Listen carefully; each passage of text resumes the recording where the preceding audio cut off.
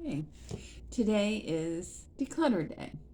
I'm going to spend the day um, kind of looking over what's going to come with me when I move and what I'm going to donate, sell, whatever, however I can get rid of the stuff.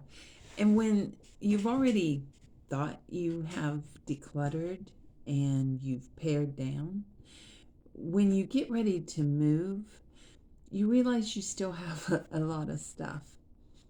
But here are some of the things that are sentimental to me that will be going with me. And there's a few other pieces, but these are some of the main pieces. And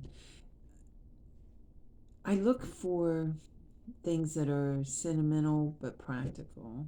And when I show you the items, you'll understand what I mean by practical. So I don't really look at things that I can display. And some of the items I had were sentimental to my mom, but they were not sentimental to me. I thought they were, but they're not.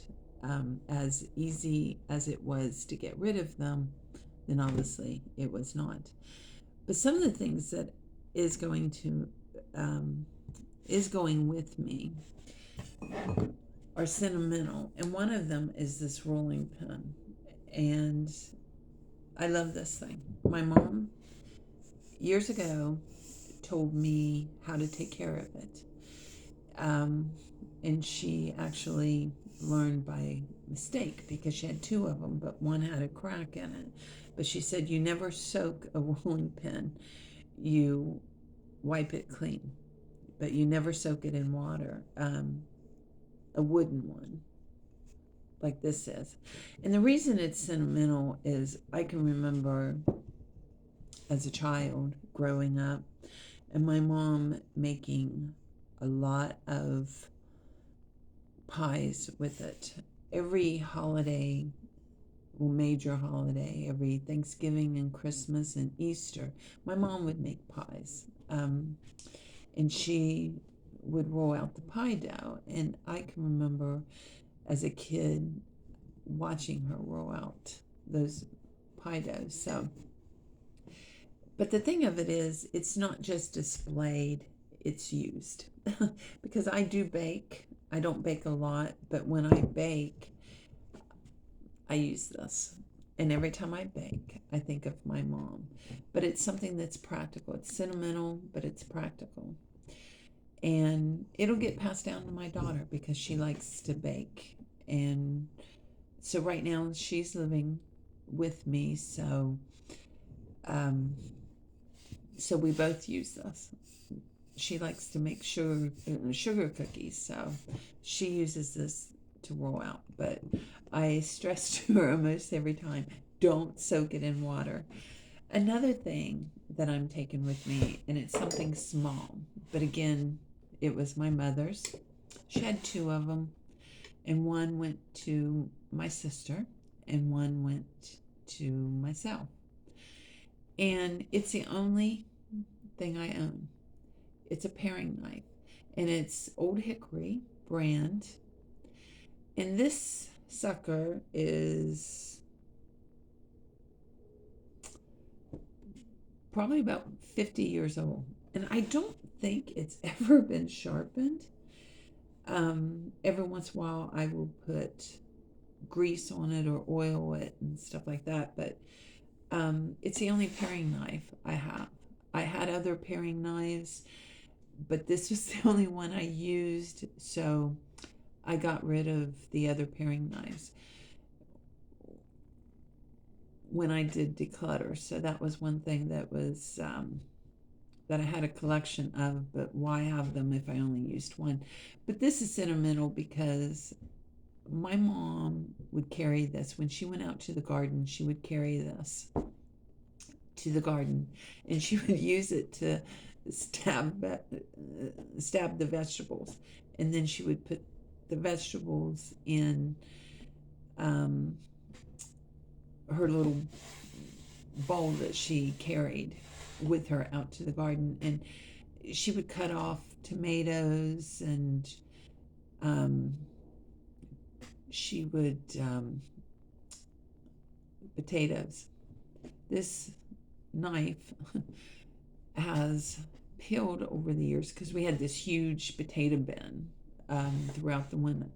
Throughout the winter, so we had potatoes, and she,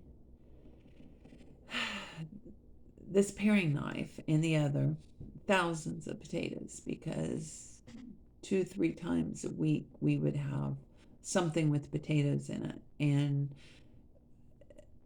well used. And I'm going to say they probably don't make these like this anymore. You, I think you can probably buy the Old Hickory brand. If not, then it's a shame because they can really make knives. Another thing that I'm taking with me is, again, my mom's. Everything's centered around the kitchen with my mom, but it's these mixing bowls right here. These mixing bowls. And these were my mom's. And again, these are probably 50 years old. The, a bowl like this is what she would make mashed potatoes in. And we had a old Sunbeam stand mixer. And she never had like a KitchenAid mixer. That would have been too fancy for her. Well, for one, we could never afford it. But she had an old Sunbeam mixer that sometimes she would mix potatoes, make the mashed potatoes in them. But most of the time she would make probably what you call smashed potatoes. She would put the cooked potatoes in this bowl and a little bit of cow's milk, a little bit of butter, and she would smash them. So we would have lumpy potatoes, and I guess that's a thing now. And they were mashed potatoes to us, so they were good. But this is what she would mix biscuits in, her pie dough, anything that involved mixing. So these got well used. And they're in my kitchen. I use them. I use them once or twice a week. So this will go with me. And another thing is, my mom, being a farm wife, she always wore aprons when she cooked, and she liked the long aprons that covered her body and her thighs. So I did manage to get rid of a lot of those aprons, but I did keep one. And again, that is something we use. I don't really use an apron, but my daughter does when she bakes. So it is getting used. And this right here is a coffee mug, and it's not that old. But this shows an old man hunting, but he sits against a tree and he falls asleep, and he's wearing a plaid shirt. My dad always wore plaid shirts. It was very hard to buy him gifts, so most of us ended up buying him plaid shirts. And when he passed away, there must have been 80 plaid shirts. So a lot of it was given to my sister-in-law, and she made a quilt for each of us kids using the plaid shirts. So that was one way of honoring my dad. And I did keep in my collection, my clothing collection, one plaid shirt of his. Doesn't really have, that particular shirt doesn't really have sentimental value. It's just one plaid shirt, but I do wear it. So, but this coffee mug is not very old. I bought this for him probably the last 5 years of his life, but it was one that he liked. He thought it looked like him, and he thought it was something that he would do, is sleep up against a tree. So this was his favorite coffee mug. So I bought it for him, and when he passed, I wanted it. But again, this is something that we use. So it's not just displayed, it's something that we use as we like coffee. So that's just a little bit of the sentimental items. That's actually most of the sentimental items that I have. A lot of the sentimental items that was passed down from my mom had she had memories of, and I was keeping those items to honor her memory. But the next generation does not want them. I've asked. and and that's okay, because there should not be guilt when you pass down family items. There should be no guilt. And for years I had guilt, as I'm sure some of the items that my mom had, she probably had guilt into keeping them too. But I don't think that that's what my mom would have wanted, because most of the things that she did have, whether they were family antiques passed down, she used. So,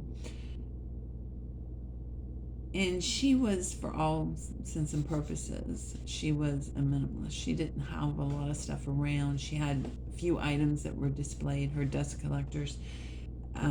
But for the most part, most of the items she had, she used. If not on a daily basis, on a weekly basis. So they had a practical use, and that's probably one thing that I did learn from my mom, albeit a little late. So I like to think that in honoring her memory, that I am getting rid of some of the stuff that I had. And I just think decluttering is a never-ending job, and I'd like to say that I will one day be done, but a big step in that direction is going to be moving, because when I look at an item, it's something, can I replace it once I get to where I'm going? Is it something that I absolutely have to move? So, the answer's no. The answer's no. 9 times out of 10, the answer's no. So I am getting rid of a lot more stuff. How am I getting rid of it? I'm posting some things on Facebook, on the marketplace, and some yard sale sites. Not having very much luck with that right now, but I am actually donating a lot of the stuff and getting rid of, I'm going to post some stuff for free on a free site. My thing is, if I can pass it on to someone who will enjoy it, use it, then that's okay. That's okay. That's honoring the item, and that's honoring my parents too. And I say my parents, but probably this coffee mug and his pod shorts was the only thing that my dad took pride in. I mean, enjoyed. So now, when I talk about getting rid of stuff, that word stuff. Okay, the fact that I'm calling some of these items stuff does mean that it doesn't necessarily mean that much to me. So this right here is not stuff. This and this is not stuff. It's things I use. So it's practical things, and that's what I'm leaning more to. So when you think of sentimental items, and you think of when I'm gone, when you will be gone, what will this mean to the next generation? Don't get in the habit, oh, but this was your great grandmother's or your grandmother's, and she really treasured it, and it's a different generation now. And I'm not saying that it's a terrible generation, because I think a lot of, with the exception of electronics, a lot of the future generations are going to look at more practical items and stuff that makes them, things that make them, make their lives easier. So, but that touches on family heirlooms, fair, um, and stuff that does not have a practical use.